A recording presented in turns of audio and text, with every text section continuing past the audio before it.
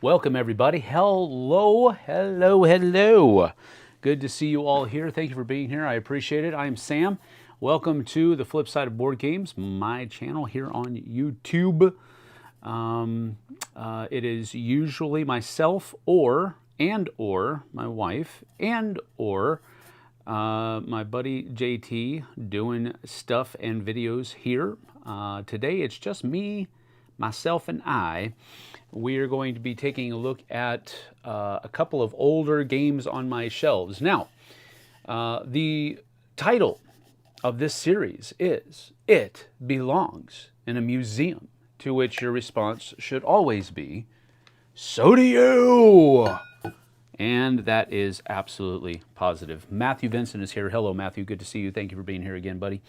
We're going to take a look at two games, one of which is 20 years old. 20 years old. The other one, which we'll take a look at first, is 18 years old in its original state. It does have a new deluxe version that came out in 2020, but this game was originally published back in 2006, the first one that we're going to look at today, and then the second one we're going to look at was published no less than 20 years ago in 2004. So basically what we do here is we take a look at these couple of games, and to the best of my knowledge, these are the original versions. Like, for example, the one that has a 2020 deluxe version, we're not going to be looking at that one. We are going to be looking at the 2006 version that originally came out. And I was looking at the deluxe version, and my goodness, does it look beautiful. But with that having been said, the 2006 version, realizing that it was made 18 years ago, we're talking deluxe version anyway.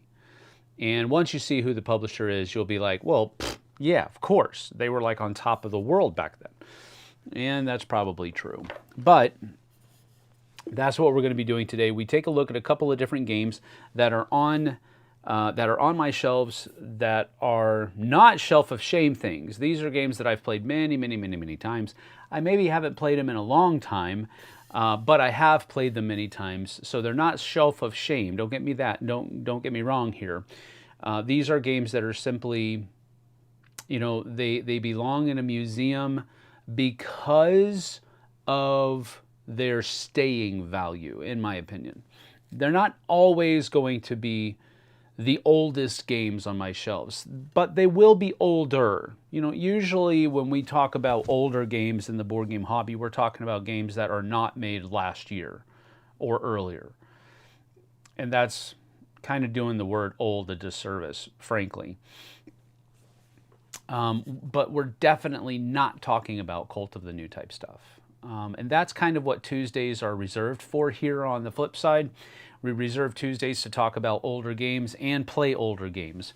Later on, I don't have it scheduled yet, but later on this afternoon at 1 o'clock Pacific time, my wife and I are going to be playing an older game live.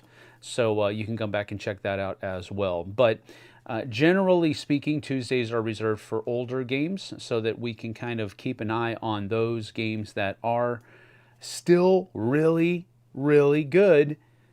They're just old. So that's pretty much what we're going to be doing. Hola, Sam, and everyone. Hello, Nuno. Good to see you. Hello, Matthew. Good to see you. Well, I already said I was reading Nuno's post, so I apologize. I apologize. Man, I'm just strange this morning. But I think what might be the case is I just got through recording the audio for a preview, and I try to put on that, not a totally different voice, but I try to put on my best voice, and maybe my voice is a little tired already this morning, but that's okay. No big deal. You're just gonna have to suffer and try to understand what I'm saying, but we may or may not be understandable. So, The first thing that we're going to do today is we're going to look at a game that was published in 2006, originally by Days of Wonder. And it just got another deluxeified version in 2020, and that is quite the deluxe version. After just looking at pictures of it, it is quite the deluxe version. But I would venture to posit that this 2006 version was pretty dadgum stinking deluxe in its day, and I think some. Now, I know technology has come a long way and miniature making has come a long way since then, but I would even venture to guess that some deluxe versions today wish that it could be as deluxe as the base game was in 2006 of Cleopatra and the Society of Architects. This is put out by Days of Wonder way, way back. Let me see, where does it say? Copyright 2006. Days of Wonder, all rights reserved, made in Germany, and I have the box upside down. I have to fix that real quick. I apologize. We'll get to everything in just a few minutes. But Cleopatra and the Society of Architects. The pyramids are crumbling. The temples are in ruins, and even the nose of the Great Sphinx looks like it might fall off any day now. Cleopatra is one unhappy queen. Now she has called on the members of the Society of Architects to build her a magnificent new palace in Alexandria with a pharaoh's ransom to the design that pleases her most. A game of monumental proportions. So, this is a family weight game. You can play from 3 to 5 players, which is one of the reasons why we're not going to be playing it this afternoon. So I'll just give that to you right off the bat. And it takes about 60 minutes, about an hour, and it's for ages 10 and up. And I have to say, this was one of the games that really launched me into, now I already liked miniatures and games, don't get me wrong, but how awesome this game looked on the board when you were playing it was amazing. It's got a cool thing about it to where, I don't think the deluxe version does this, but you actually use the box as part of the playing board. And I really thought that was a cool thing. So Cleopatra and the Society of Architects was a, yeah, I missed the Kickstarter as well. Yeah, I kicked myself for that because this is one of my all-time favorite games. Not all-time favorite. It's definitely on my top 100. So I guess you could call it, it's one of my top, all-time favorite games. And I saw that they were doing a Kickstarter. I just didn't have the funds for it at that point. So I was like, geez Louise. But I looked at it just before we went live today. And yes, I'm super kicking myself in the rear end for missing that one. Bushman is here, Eric is here, or new games played by old people. Well, that's all the time, dude, on this channel. So let's go ahead and get down to the table. And we will take a look inside this box. And I think you'll understand what I'm talking about as far as how deluxe this game was. And this was the base game. And this was before Kickstarter. This was before, well, I think it was before Kickstarter. I'm pretty sure it was. This thing wasn't Kickstarted. It was just released to retail way back in the day. And now, don't let this give you a heart attack. I know it's probably a little messy in here, but look at this. This is what comes in the base game in 2006. Look at this stuff. It's amazing. It comes with, these are like almost standard in some games now today, these little clear lids so that it keeps everything packaged and in its own little proper place, right? Goodness gracious, stupid. There we go. This is like standard in deluxe style games, right? So But this comes off and you have all of the mosaic tiles that go up on the top of the board. You have just a lot of really neat stuff in here. So let me go ahead and just take some of this stuff out because I do want to try to kind of set up the board so you kind of see how it works. But these all come off as well as these here and these here. And again, remember, please keep in mind, this is a 2006 production. All right, you got that? 2006, people. Really, really, really nice. Man alive. It's just, every time I open this game, I'm like, holy crap.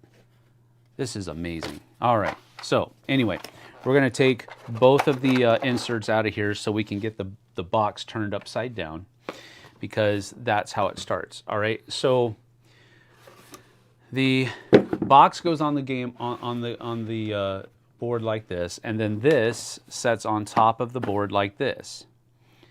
And so now you have the beginnings of the actual board. This will be set out here. Oh, no, wait, sorry. Bing, bing. This will be set right here. And let's see what else. Gosh, it's been so long since I've set this game up. It's amazing. This goes here. Can you still see that? Yep. This goes up here as her little throne. All these guys go out here. But these are going to be things that are kind of built during the game because you're trying to build your you're trying to build this palace in Alexandria for her. And the obelisks go out here like so. Boom. And boom. And the doorway, I believe, will go out here like this. Something like that. And then each of these little things go around the edge.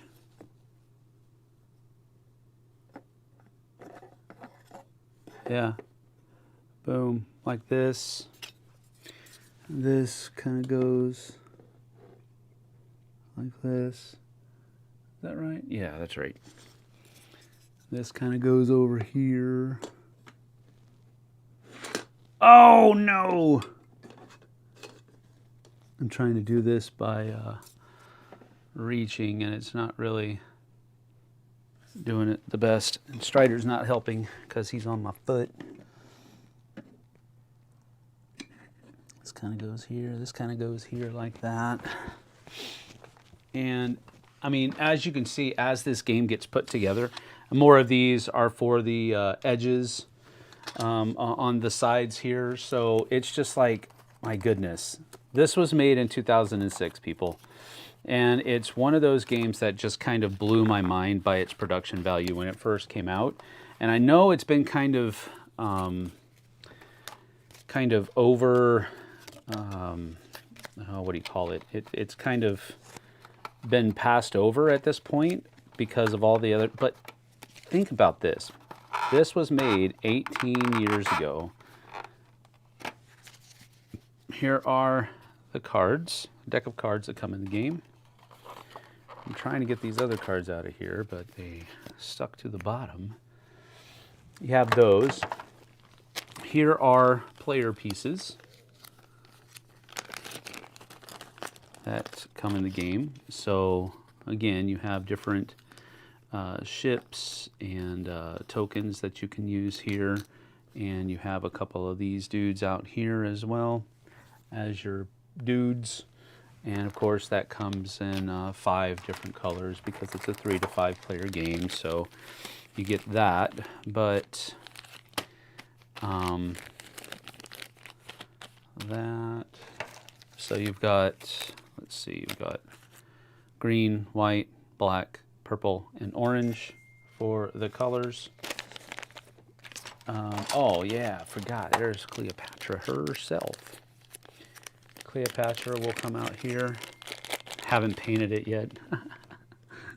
Oh, that's funny. Oh, my goodness gracious. What's going on?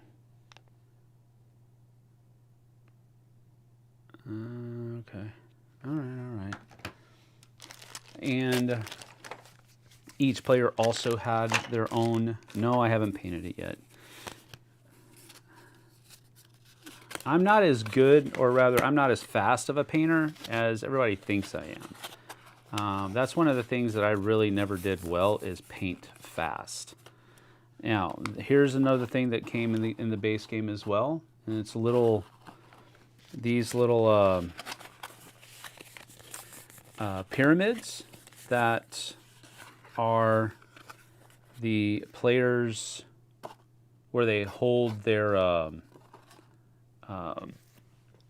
whatchamacallits, corruption tokens. So it basically just sits on the ground there, and as you get corruption tokens during the course of the game, which are these things right here, you just kind of slip them in the little hole that's in the back, kind of like a piggy bank type thing. I'll show you another one so you can see that piggy bank thing. So let's see, where can I put it? I'll just put it up here. You wouldn't actually have one up there, but you can see that right there like that. So it goes into this little hole right here, and it stays on the ground or on the table, so that you can keep it hidden, keep it secret, keep it safe, and so forth and so on. So that's just what's really, and I mean, there's more. These little custom dice are in here, like so. With this right here, and then these tiles here are what are placed on top of the palace here, so that you can, I don't know, that's probably not a very good placement because you won't be able to get that. So maybe something like this would be a better placement, where you have something like that. And then you can have, you know, let's see. You know, oh, no, not like that. Maybe something like this. And so forth and so on. And you can just continue covering the board like this as you continue on. As far as I'm concerned, the component quality is off the charts. It would be considered really good component quality today by today's standards, especially for a non-deluxe version.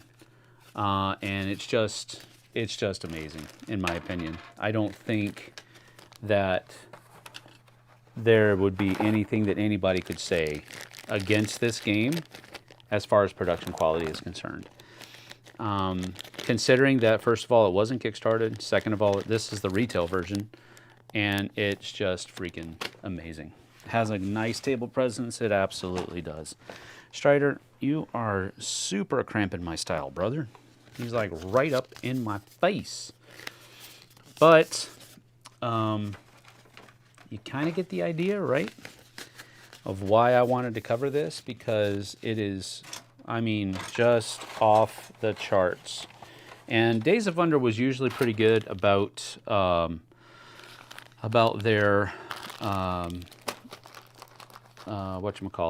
their inserts.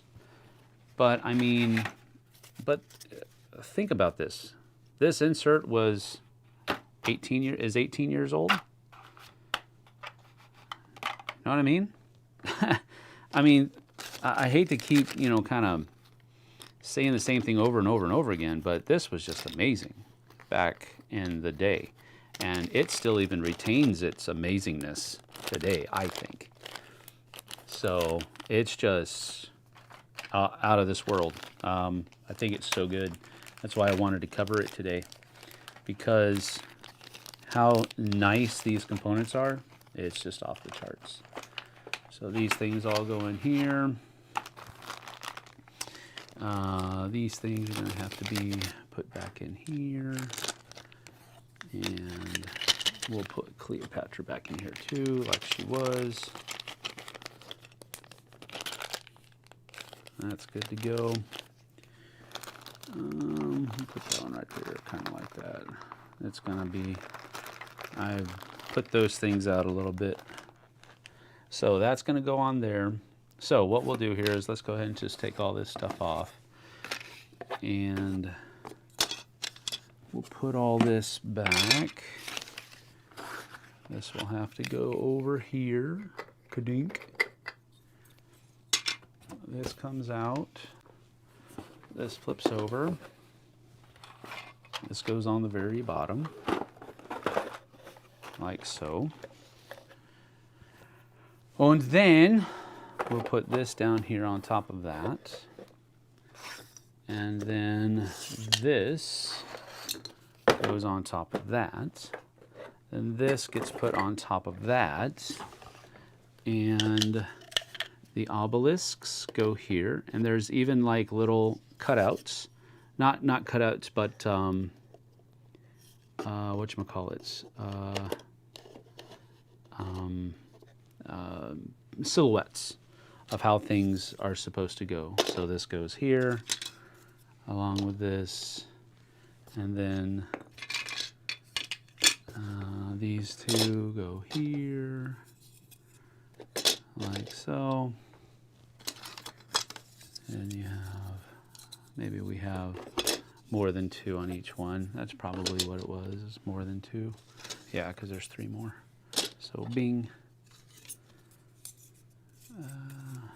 Here and here. Then these guys go up here.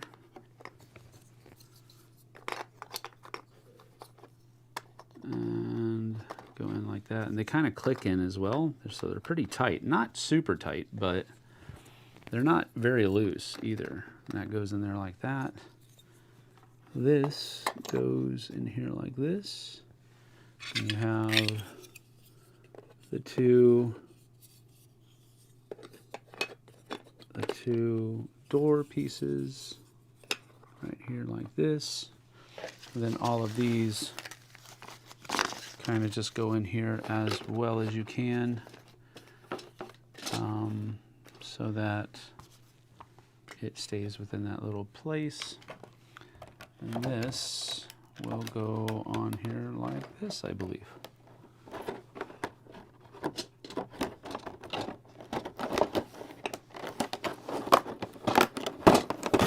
Just like, oh, I put this chair the wrong way. So again, it has its trappings, right? But all in all, the component quality of this game is off the charts. So all that fits in there just like that. Put the rule book right back on top. And there's the lid. So there you go. Let's see. Morning Sam Flesh Does says, good morning. Good to see you. Let's see. Bushman, you haven't painted it yet? No. Many paints weren't invented yet in 2006. That is absolutely true. But that's not why I haven't painted it yet. I just didn't get around to it. It does have a nice table presence. It absolutely does.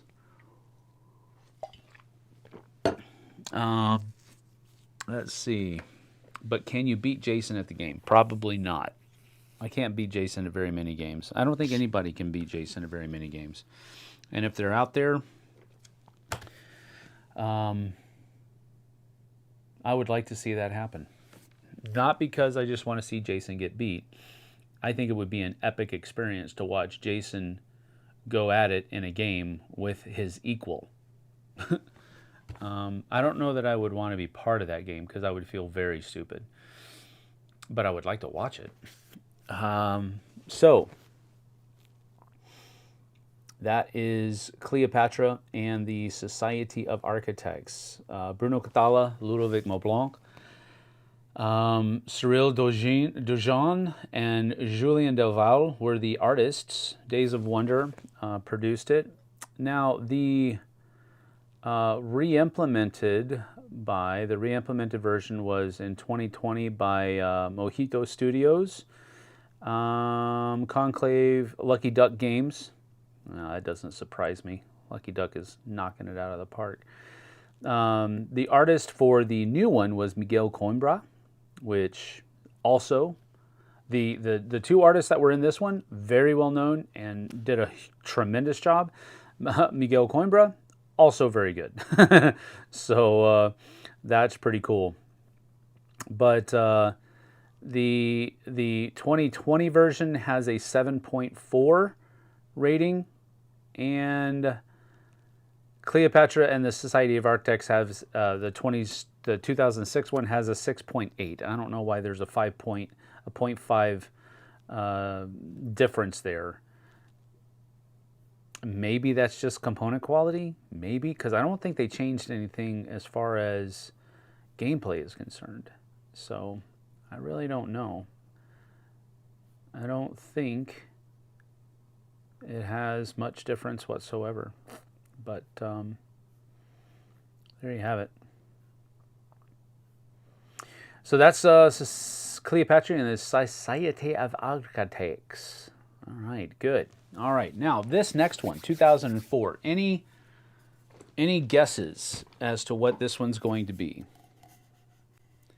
Any guesses as to what this one's going to be? I'm not going to do any. I'm not going to give you any hints because I'm not going to tell you who the designer is. I'm not going to tell you who the publisher is because that would just give it away. It plays 2 to 6 players. It is 120 minutes, so about a 2-hour-long game. It has a 7.8 rating on the Geek. It has a weight of 3.25 out of 5. It is on the top 100 games of all time on BGG. So that kind of gives you a little bit of the idea. Anybody have any idea? Yeah, Ryan, I did see that. It was announced today that Goliath has purchased Lucky Duck Games. They were the company that recently acquired the Funko Games library. I'm interested to see what happens there. Yeah. TI4, no, Eric. It usually isn't good news when a company gets bought out by another corporation. TI4 is the best 2-hour game. Oh, I wish it was. I wish it was. Oh, 2.2 weight. TI3, no. 3.2 weight, I said. Pickup sticks? No, Matthew. Could you imagine pickup sticks having a 3.25 complexity rating on the Geek? Honestly, can you imagine that? That would be horrible. It usually isn't good news when a company gets bought out by another corporation. Well, Vince posted about it, and he seemed to be pretty happy. I mean, I know part of that is PR. I just don't know that much about the merger. I don't know, or the buyout rather, not merger, but I don't know that much about the buyout. The Asmodee news that released yesterday was a little bit more concerning than anything else, really. But I do. It does help. It does make me kind of beg to wonder. You know, have we reached that point where the bubble bursts? And because really for the last 10 years, it has been a pretty fair ride for the board game enthusiast. But I'm wondering if the bubble's going to bust at some point. And I'm wondering if we're reaching or we're getting near that point because companies are just being bought out. And Asmodee, I think they got the dirty end of the stick, if I can say it that way, because they got slapped with all of that debt that that the Embracer group is using to pay off their other debts. I don't know. I don't want to make it seem like I know what I'm talking about here. It just doesn't look good to me. But Jesse just sent me a text. Don't we need more Band-Aids?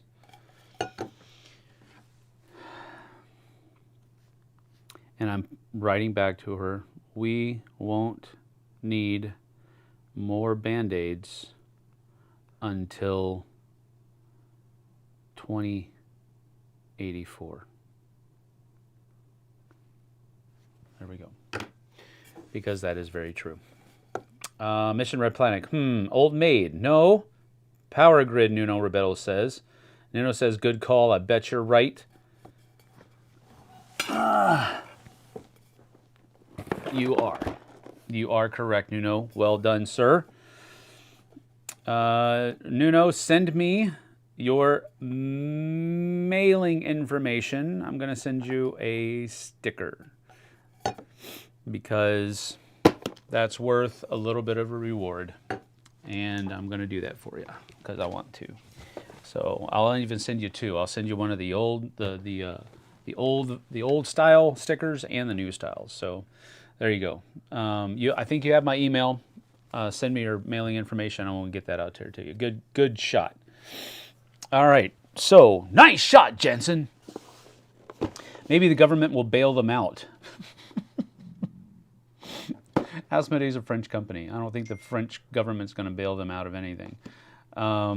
Maybe Asmodee US. Maybe. Oh my goodness.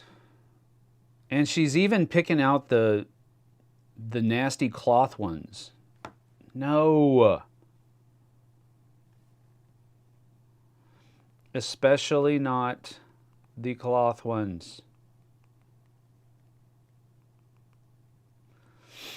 Sorry, I should not be doing this, but it's her fault. She's texting me, and I can't not text my wife back. I want a sticker. Kiss up.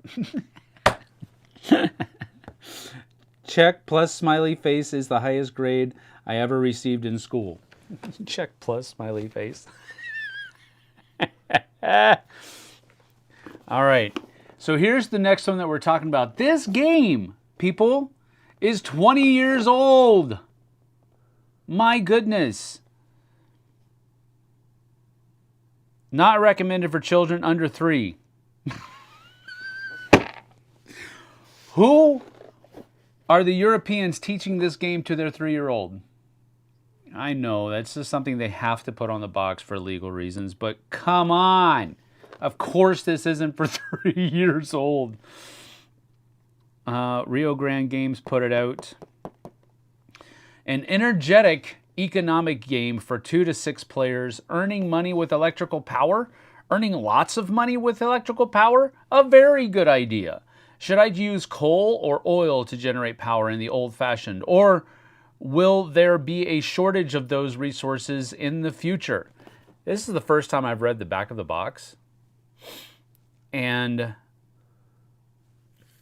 should I use coal or oil to generate power in the old-fashioned? That's not very good English. Or will there be a shortage of those resources in the future? Will there be a future in burning garbage? Certainly nuclear power is very exciting. As long as the government will manage the nuclear waste, there will be a lot of profit. Of course, you can use more ecological-friendly power and be independent of resources, but will such power plants be powerful enough for the customers in the future? Naturally, you must watch your competitors to see what plants they build, which cities they have in their net, what resources they depend on, and what new power plants they find interesting. A strategy game of planning with surges of energy. Well, interesting. Over 200 wooden pieces. Completely new edition. Interesting. Well, that's pretty funny. Now, on the Geek, they have, let me see, they have 1, 2, 3, 4, 5 artists mentioned. On the box, there is only one, Mara Kaluski. But on the Geek, they have Domonkos Benz, Antonio Desi, Mara Kaluski, Perpash Lapamnuesep, and Harold Leisk. 2F Spiel is the original, but it's been produced by 999 Games, Albi, Arclight Games, Brain Games, Edge Entertainment, Galapagos Yogos, Gem, Club, Giochi Unity, Hobby World, Ideal Board Games, Korea Board Games, Lacerda, Lotapalit, Rio Grande, Rosum, Runa Drake, Siam Board Games, Smart Ltd, Strata Libre, Swan Panasia Company, you name it. But Friedman Freeze is the designer. That's where 2F Spiel comes from. But this is, I think a number of people would probably say this is the GOAT, or a GOAT. One of the GOATs of the Eurogaming world, at the very least.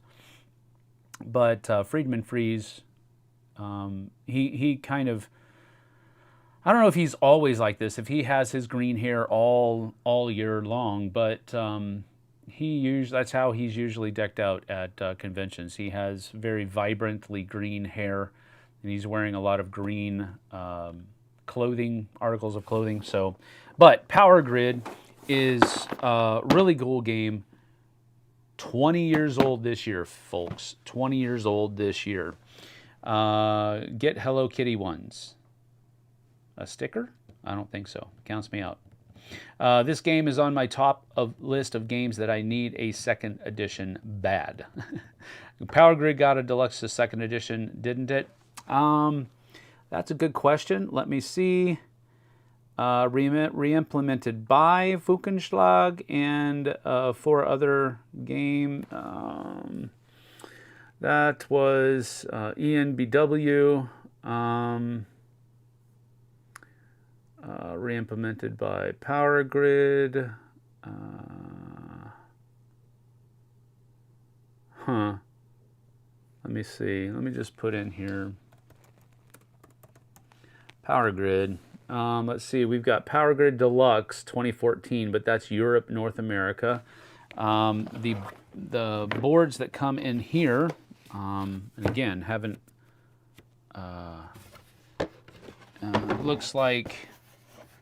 Looks like it's Germany and the U.S.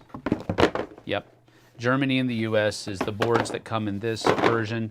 So the deluxe version came with a Europe, North America. So that's it. A lot of maps: France, Italy, China, Korea, Brazil, Spain, and Portugal, Russia and Japan, Northern Europe, United Kingdom and Ireland, Australia and the Indian subcontinent, Quebec and Baden-Württemberg. So a lot of new maps have come out as expansions. There have also been Power Grid Factory Manager that came out. New Power Plant Set 1 in 2007. Power Grid the card game in 2016. Maps in 2005, 2006, 2008, 2009, 2010, 2011, 2012. Power Grid, the stock companies, 2015. Flux Generator, 2008. Australian Indian, 2013. Quebec Baden-Württemberg, 2012. Transformer Station in 2009. Fabled Expansion, 2017. So you kind of get the idea. This has been kind of a staple in the board gaming hobby for quite some time. I mean, 20 years. Ever since it came out, it has been one of those games that is a go-to. So let's go ahead and get down to the table and just take a look at all of the things. So here you have the board as it is in the game. Now this is the German side of the board. So down here, up here at the top, you have the round tracker. And no. See, this is how long it's been since I played the game.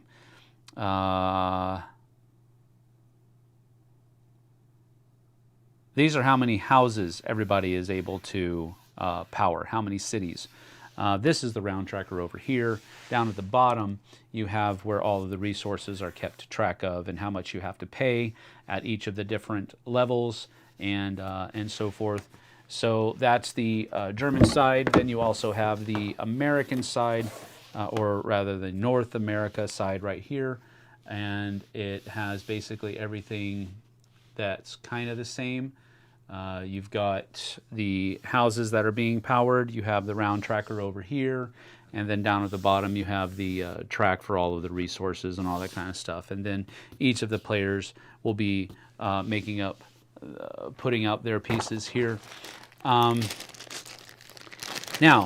think about this. Now, this is just 2 years older than Cleopatra and the Society of Architects. So this gives you a good idea of the kind of components that we're talking about from just a 2-year difference. Now, I would say that, I would dare say that these two games are probably almost, and I would say almost equal in their icon status, okay?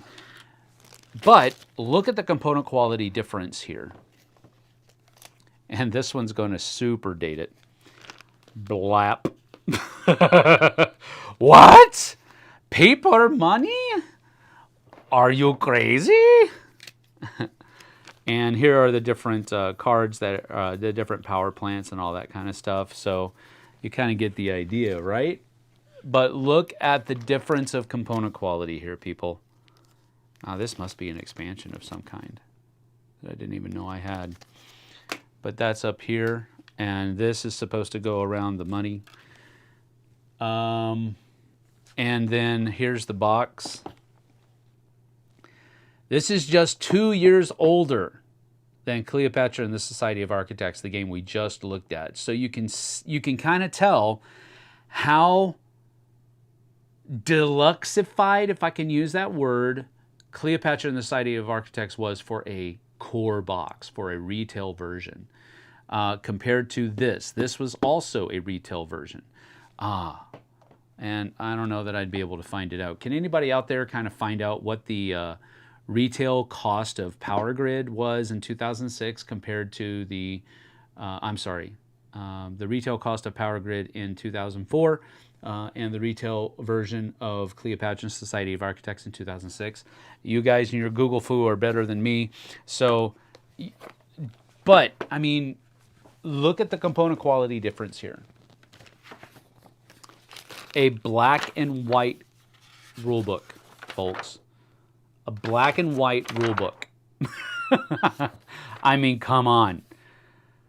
Did it change that much in those 2 years? Did it really? I don't know that it did. I don't think it did, but good night. This is stark, a stark difference in only 2 years. Now, I'm not trying to down Power Grid here. This is shocking to me, though. It really is. It really is shocking to me. Let me see if I can get this back on there. I'm not going to be able to do this. This is why it wasn't on there. I'm not going to be able to do it.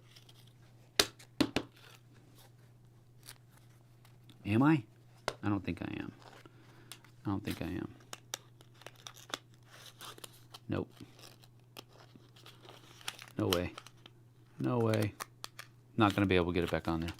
So I'm going to put it in here because I don't want this money. I know I had a rubber band on it, but that just makes me nervous. All right, there we go. Oh, I might even be able to just put this back in there too. Yeah. So that eliminated the need for that rubber band. But come on, peeps. What in the world? Paper money. Cardstock is great. Wooden bits are great. It was a selling thing. It said over 200 pieces of wood. But, I mean, the difference in quality from this to the other is stark. And I mean stark. Retheme of Power Grid with Hello Kitty. Matthew Vinson, what is wrong with you?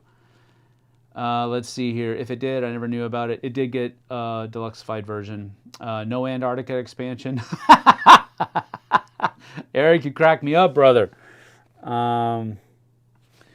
Let's see. Reminds me of the Tesla Edison feud. I left for a moment. What game is this? This is Monopoly Dusk Deluxe Edition. No, it is not.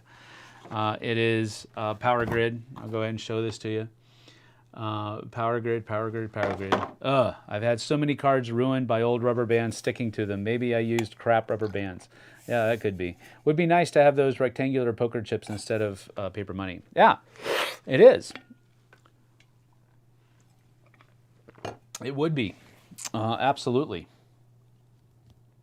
Expensive. Yeah, that's probably true. All right, I'm going to look it up then, folks. You bunch of slackers. Let's see. Power Grid retail price. Wait, no. Let's do MSRP 2004. Power Grid.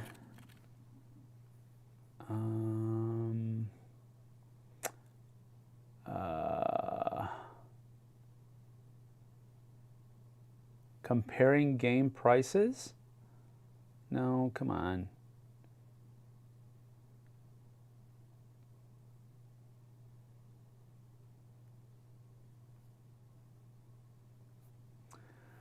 Well,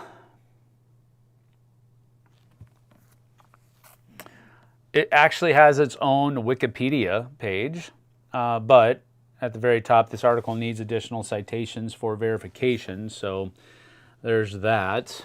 Background gameplay, I don't care about all of that. Spin-offs, expansions, receptions, reviews, references, external links. Additions. No. Spin-offs. Got the IGA Award for Best Strategy Game in 2004, the Meeple's Choice Award in 2004. It won Spiel des Jahres in 2005. There's that. But I can't find a price for what it was originally. Maybe I can just compare prices now, but that's going to be weird. No, I don't think it'll be the same.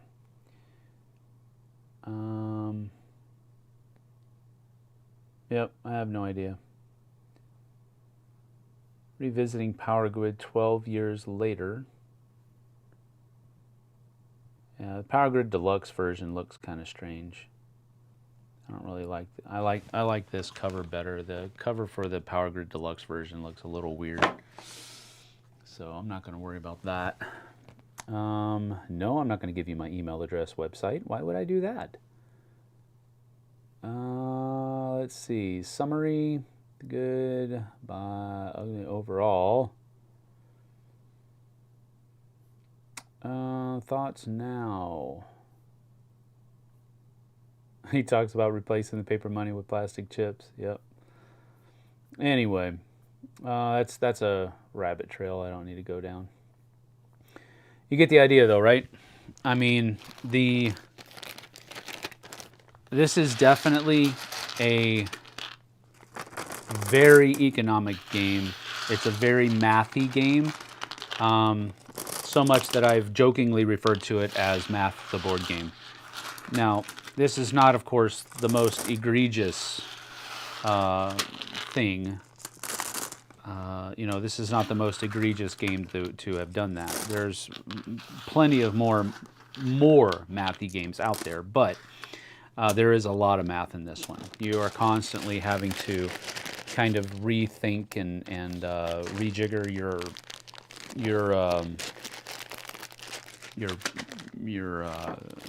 what you're spending your money on, the kinds of power that you're trying to generate to try to gain more money, be able to power more cities so that you can kind of keep up. And I was never really that good at the game, but I did enjoy playing the game. It's very thematic, and I liked it. It was just super like, man, I never could really do well in the mathy part of it. So, but it is an absolute OG as far as that's concerned. Friedman Freeze did a great job.